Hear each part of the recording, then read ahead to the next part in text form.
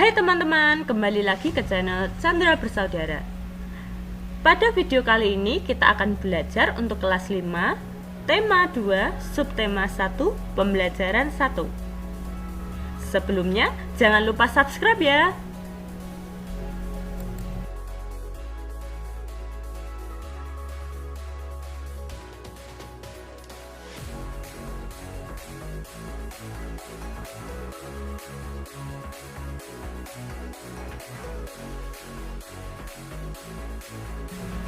Pada video kali ini kita bersama Dayu. Dayu memelihara ikan hias di akuariumnya. Mari kita dengarkan cerita Dayu dan ikan hias.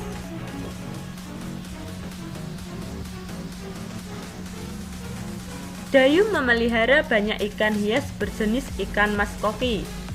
Ikan-ikan hias itu dipelihara dalam sebuah akuarium. Setiap hari Dayu memberi makan ikan-ikannya. Dayu juga rutin membersihkan akuarium. Lalu, mengganti airnya dengan air bersih. Kegiatan itu ia lakukan seminggu sekali. Dayu senang melihat ikan-ikan di dalam akuarium berenang ke sana kemari. Dayu memperhatikan saat mulut ikan-ikan itu terbuka dan menutup, seolah-olah ikan-ikan itu selalu menelan air.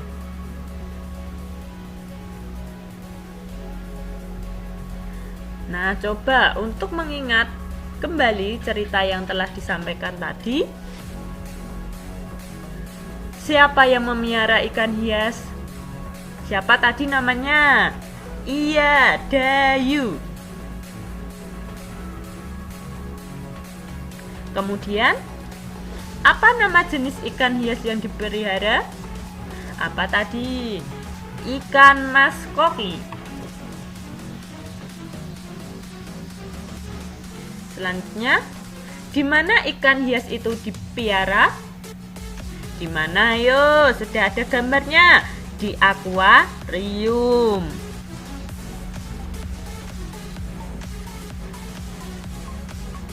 Kapan ikan hias itu diberi makan? Setiap hari. Kapan akuarium dibersihkan? Seminggu sekali. Apa yang diperhatikan Dayu saat melihat ikan-ikan hiasnya?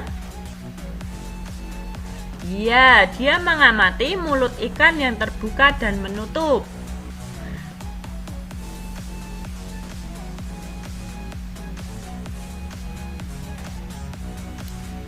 Nah, kira-kira apa yang dilakukan ikan-ikan dengan selalu membuka dan menutup mulutnya? Apakah kamu tahu? Yuk cari tahu. Untuk menjawab pertanyaan tadi, kita akan belajar tentang pernapasan pada hewan. Ada apa saja, yaitu alat dan sistem pernapasan pada cacing tanah.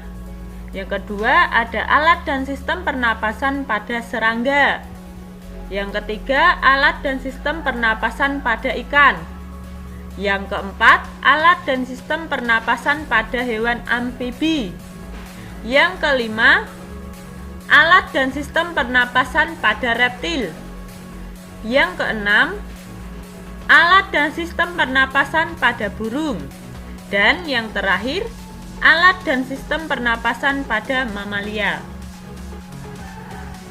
Yang pertama akan kita bahas alat dan sistem pernapasan pada cacing tanah. Cacing bernapas melalui permukaan kulit. Kulit cacing selalu basah dan berlendir untuk memudahkan penyerapan oksigen dari udara. Cacing menyukai tempat lembab. Itulah alasan mengapa kulit cacing selalu basah dan berlendir.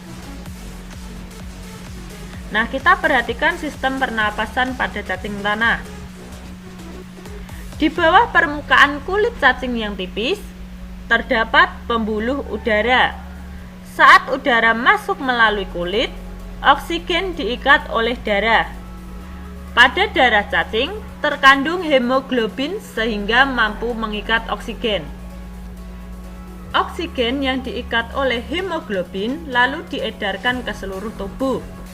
Zat sisa pembakaran berupa karbon dioksida dan uap air dikeluarkan dari tubuh juga melalui permukaan kulit. Selanjutnya kita akan belajar alat dan sistem pernapasan pada serangga.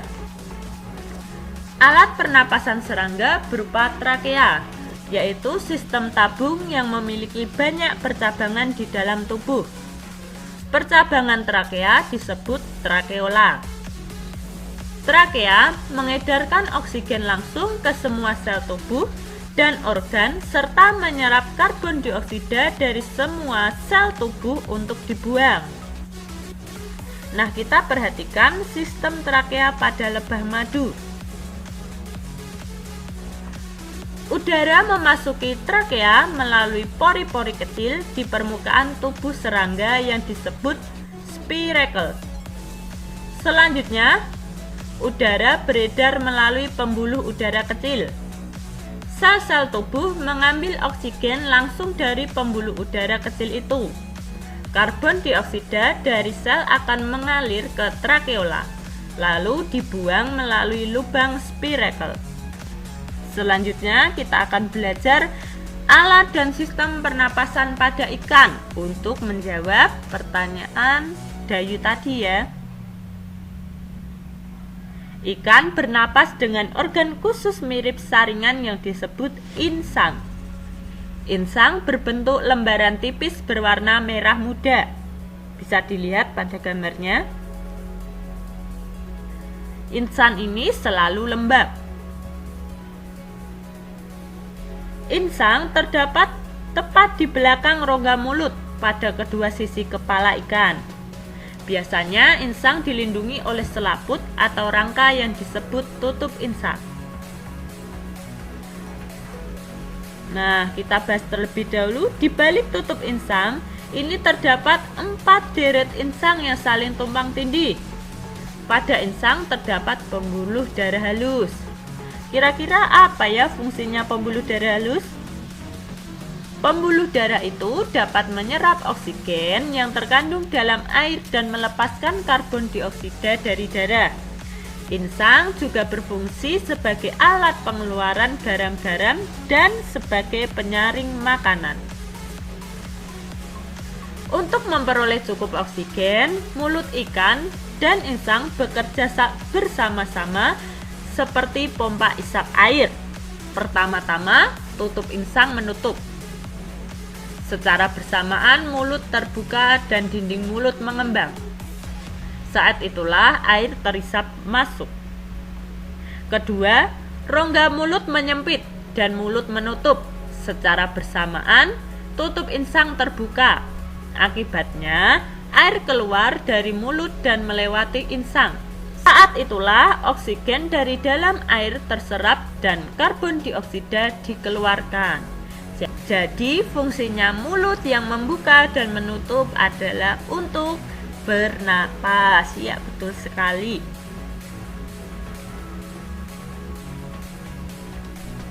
Selanjutnya kita amati gambar. Pada gambar kiri ditunjukkan saat pernapasan dimulai. Mulai ikan membuka dan rongga mulut mengembang untuk mengisap air. Gambar anak panah biru menunjukkan aliran air masuk ke dalam rongga mulut. Sekarang kita amati gambar sebelah kanan. Menunjukkan saat berikutnya mulut ikan menutup dan tutup insang membuka. Gerakan mulut ikan dan tutup insang itu secara bersamaan memompa air keluar dari rongga insang. Anak panah biru menunjukkan aliran air keluar melalui insang. Nomor 4, alat dan sistem pernapasan pada hewan amfibi. Apa itu hewan amfibi? Hewan amfibi adalah hewan yang hidup di dua alam, yaitu di darat dan di air. Contohnya hewan katak. Saat masih berupa kecebong, katak hidup di dalam air dan bernapas menggunakan insang. Insang kecebong terletak di luar tubuhnya dan terdiri atas lembaran-lembaran kulit halus mengandung kapiler darah. Setelah berumur 9 hari, kecebong bernapas menggunakan insang dalam. Insang dalam akan menyusut seiring mulai berfungsinya paru-paru, dan katak muda pun tumbuh menjadi katak dewasa. Katak dewasa bernapas menggunakan paru-paru dan permukaan kulit. Di dalam paru-paru terdapat banyak gelembung udara yang sangat kecil, berselaput dan penuh dengan kapiler darah. Di dalam gelembung udara, oksigen diserap dan karbon dioksida dikeluarkan. Selain dengan paru-paru, katak juga bernafas melalui kulit. Permukaan kulit, katak selalu basah agar memudahkan penyerapan oksigen dari udara. Selanjutnya, kita akan bahas alat dan sistem pernapasan pada reptil. Hewan yang termasuk jenis reptil diantaranya ialah ular, kadal, cecak, buaya, dan biawak. Reptil bernapas menggunakan paru-paru. Udara masuk melalui hidung, lalu ke batang tenggorokan, kemudian ke paru-paru. Paru-paru reptil terletak di dalam rongga dada dan dilindungi oleh tulang rusuk. Paru-paru reptil sederhana dengan beberapa lipatan dinding yang memperbesar permukaan paru-paru. Namun, paru-paru kadal dan buaya lebih kompleks, dengan beberapa belahan dan bertekstur seperti spons. Pada reptil yang sering berkubang di air seperti buaya, lubang hidungnya dapat ditutup selama menyelam. Dengan begitu, air tidak akan masuk ke dalam paru-paru. Selanjutnya, alat dan sistem pernapasan pada burung. Burung bernapas dengan sepasang paru-paru. Paru-paru burung terletak di dalam rongga dada. Udara yang mengandung oksigen masuk melalui lubang hidung pada pangkal paru sebelah atas. Selanjutnya, udara masuk ke pembuluh udara yang disebut trakea. Dari trakea, udara sebagian masuk ke paru-paru dan sebagian lagi masuk ke kantong udara. Burung menghirup udara sebanyak-banyaknya saat tidak terbang. Sebaliknya, saat terbang, burung tidak menghirup udara. Udara dihembuskan dari kantong udara ke paru-paru. Kantong udara burung berfungsi sebagai tempat menyimpan udara. Saat tidak terbang, burung menghirup udara sebanyak-banyaknya. Udara yang dihirup itu kemudian disimpan di dalam kantong udara. Saat terbang, burung tidak menghirup udara melainkan mengambil dari kantong udara. Kantong udara juga membantu burung saat terbang, membantu mencegah hilangnya panas tubuh yang terlalu besar dan memperkeras suara. Nah, kita perhatikan pada gambar.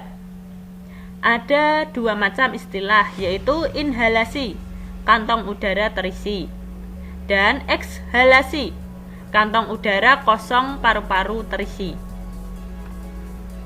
Yang terakhir kita akan bahas alat dan pernapasan pada mamalia. Apa itu mamalia?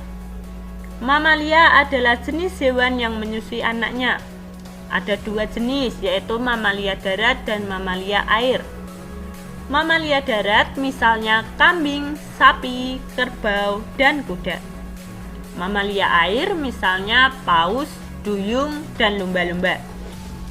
Kita akan bahas satu persatu. Untuk yang pertama, sistem pernapasan pada mamalia darat. Contohnya di gambar adalah gambar kuda.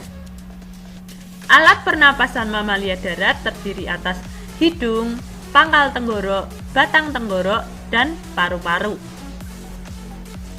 Selanjutnya pada mamalia air. Pada gambar ini hewan apa yo? Yaitu hewan lumba-lumba. Pada mamalia air, hidungnya dilengkapi dengan katup. Saat mamalia tersebut menyelam, katup akan menutup. Sebaliknya, saat mamalia tersebut muncul ke permukaan air, katup terbuka. Saat itulah mamalia air tersebut akan menghirup oksigen serta mengeluarkan karbon dioksida dan uap air. Demikianlah video pembelajaran kali ini, semoga bermanfaat dan sampai jumpa di pembelajaran berikutnya. Bye-bye.